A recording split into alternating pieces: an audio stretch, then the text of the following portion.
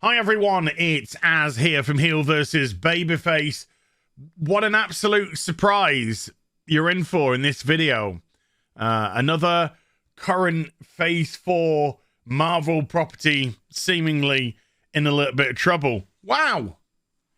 It's not as if any of the Phase 4 stuff has done badly at all. Well, apart from Black Widow losing money, apart from the Eternals losing money, apart from Shang-Chi just breaking even, maybe 10, 20 million profit at best. WandaVision, started off okay, went down like a lead balloon. Loki, Falcon and Winter Soldier, Hawkeye. It's just been a wandering disaster after disaster. There's a bit of hype around Moon Knight, which is dropping, I think, Wednesday of this week. And then they decided to show, so weirdly, and this is really bizarre, show a minute of footage from the actual show itself. And it was just Moon Knight, or the character of Moon Knight, being a manzel in distress as a tiny woman did all his fighting while he validated her. What a fucking surprise. Walking people out of the building. The showrunner for it has just been coming out the last few days, shitting on Wonder Woman 1984 for its Egyptian scene. I mean, that film's got plenty to shit on, don't worry. But they were specifically talking about the Egyptian stuff because they're Egyptian. They've been talking about how Moon Knight is there to destroy outdated Egyptian stereotypes. What the fuck does that even mean? When I wake up and somebody says, hey, did you see that Egyptian show on television? I don't go, oh, you mean the one where they do this? You know, that one. Or the Bangles from the 80s when they said walk like an Egyptian. Oh, yeah, those Egyptian people. What the hell is an outdated Egyptian stereotype? Oh, it's the pyramids. No, that's history. That's the wonder of the world. I don't know. Anyway, he's coming across as a massive dickhead, and he's talking people out of the building before Moon Knight's even hit. GG. And now we have this being reported from Marvel Direct, who is one of the biggest sources of Marvel news. And they're reporting that Disney Plus's She-Hulk is in trouble. New rumor points to show's problems. Now, it's not a rumor because somebody actually said something. Now, whether or not what they're saying is true has yet to be verified. However, they have been right on several occasions about aspects of Marvel television shows. So they start off with this year, we'll see the debut of the second Hulk in the Marvel Cinematic Universe, played by Tatiana Maslany. Their debut may be one of the biggest and most unique. Not really. You can't really be big and unique when you're the second Hulk to debut. There's been one there already, so it's not exactly what we call unique. They lead the series as Jennifer Walters, who ends up becoming a different version of what her cousin Bruce Banner is, a Hulk. They don't Hulk out. They have control over their their body. So they don't go around just like mindlessly annihilating stuff. And she wants to live a normal life by being a paralegal or a lawyer in the courtroom. In actual fact, the character was actually meant to debut in Spider-Man Far From Home. In a deleted or cast off scene where she was in court next to Matt Murdock, which I imagine would have been something to do with the charges against Peter Parker being dropped, but that never appeared in the show. So whether it was deleted, but I think it was filmed. I think it was actually filmed. So they talk about the differences, blah blah blah. The series will have 10 episodes and is more akin to a sitcom. than anything the MCU has done before. Basically, it will be what WandaVision would have become if Agatha wasn't there all along. Well, no, it wouldn't really, would it? Because the whole purpose of WandaVision, and when we saw the black and white comedy shows they were doing, the whole purpose was there was an underlying darkness there.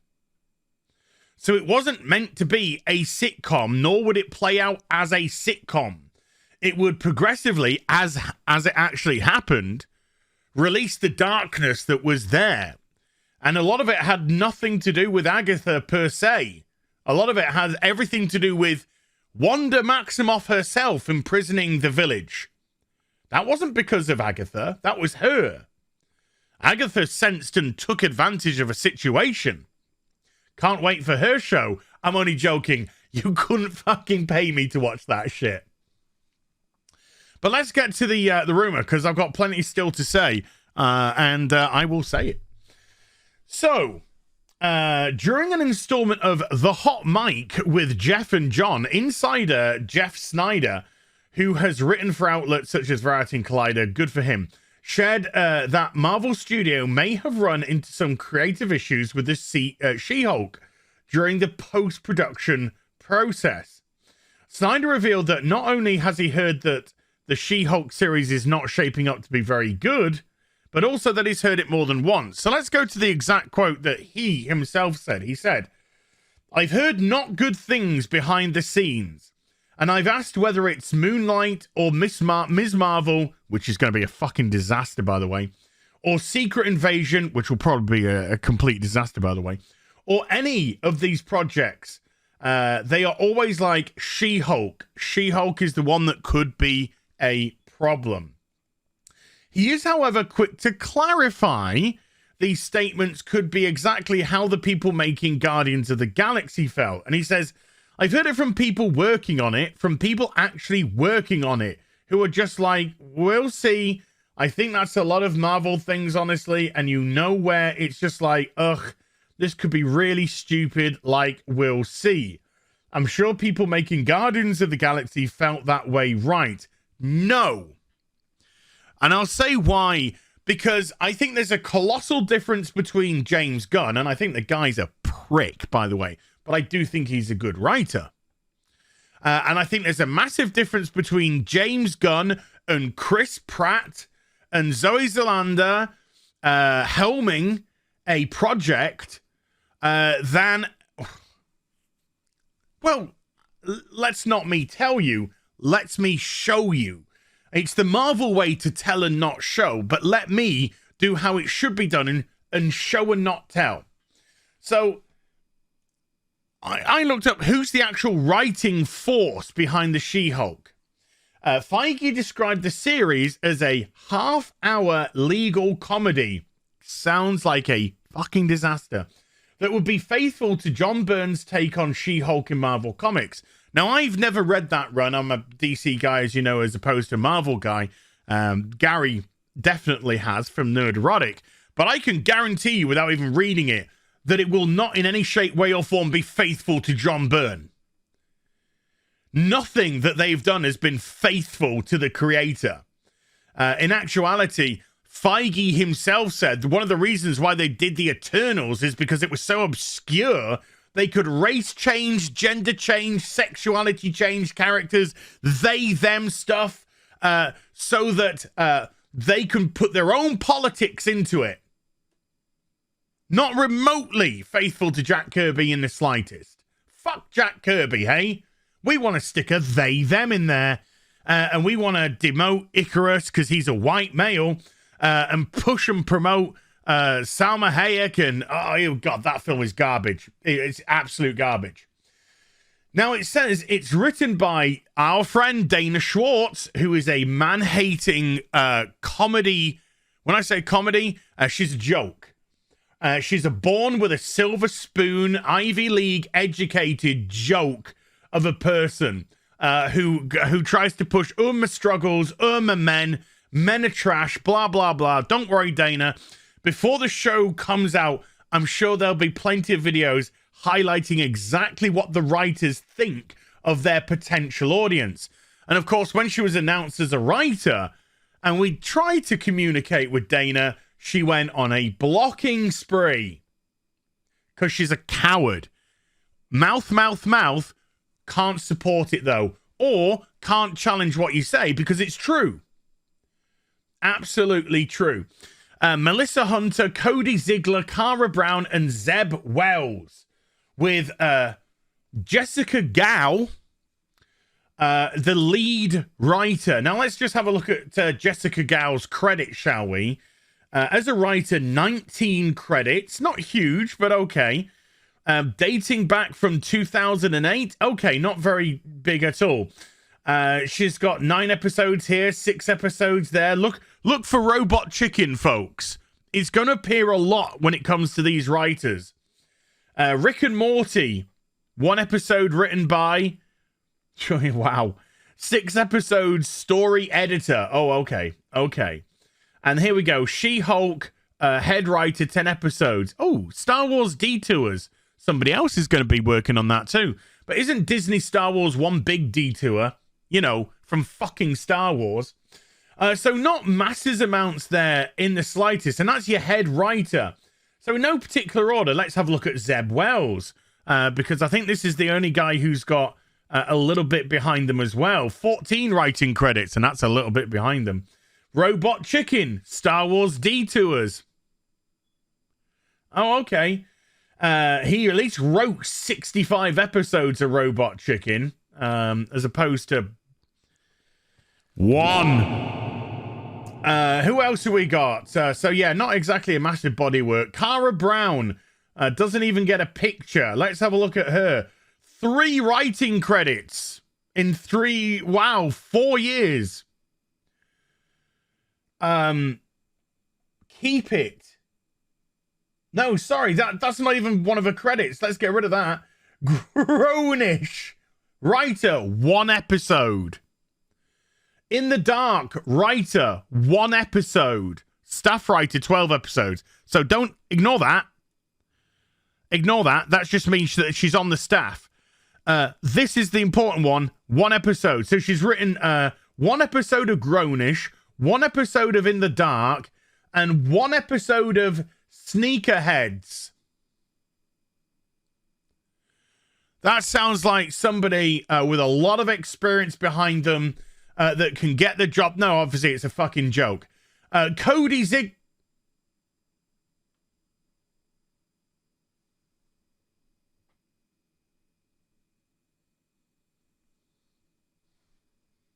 Now this shocks me. Cody Ziegler. Cody Ziegler is an LA-based writer, director, and podcast producer. He writes for Marvel Comics and has written for Rick and Morty, Robot Chicken, and The She-Hulk. Let's have a look at his writing credits. 11 writing credits. Padlock from 2014. Short. Sorry, hold on. I'm in the way. Bunch of shorts. TV Shooting to Stardom. 3 episodes as a writer, 2016. Mom, Stop. Staff writer, 2 episodes. Maybe contributed something, maybe didn't. Probably didn't. Very likely didn't. All About Animals, short. Craig of the Creek. Story, 6 episodes. Story by 1 episode. Holy fuck. Robot Chicken, 4 episodes. Melissa Hunter. I told you, we're going through them all, people. Melissa Hunter. Melissa is a Los Angeles native and a graduate of the Northwestern University Theater Program. She is a writer and producer for the forthcoming Marvel series She-Hulk. What's she got? 12 credits. Dating back from 2009. Short. Dunno. 1 episode. Backseat Bitches. Written by 2 episodes. Adult Wednesday. Created by. So probably no even writing input there. Wolf Girl. Written by 2015. Nothing about it whatsoever. Maya and Marty. 2 episodes. Small Victories. TV movie. Nothing about it. Santa Clara Diet. Written by 2 episodes. Close Enough. Written by 1 episode. Home Economics. 1 episode of whatever. Of something. That's who they've got on this project. It's, I mean, just if you plunked that in front of me and said, right, these are the people who are writing the She-Hulk comedy half-hour TV program, I would do what I'm just about to do. Laugh! Are you kidding me? Are you shitting me? This is ridiculous. I mean, I always thought the show was going to be a mitigated disaster. Having just looked to see who's behind the scenes here, there's no James Gunn here saving the day. And look, I think that what's she called? Tatiana Maslany. I thought she was really good in Orphan Black. But you know, that's no star power of Chris Pratt. I think this looks like it's going to be a joke. I mean, unfortunately, the joke will be on Marvel, but a half-hour legal comedy with a She-Hulk without the writing of John Byrne, that's written by people who have no substance behind them whatsoever, and at least one, let's just be honest, probably a few, man-hating bints. What could possibly go wrong? I say back to Marvel Direct, what could possibly go wrong? Well, you know, apart from everything. Hope you enjoyed the vid. If you did, do give it a thumbs up and also subscribe to the channel. Follow me on social media and YouTube for live streaming. Links are in the description box down below. And I'll be back with some more stuff very soon. You take care. Bye for now.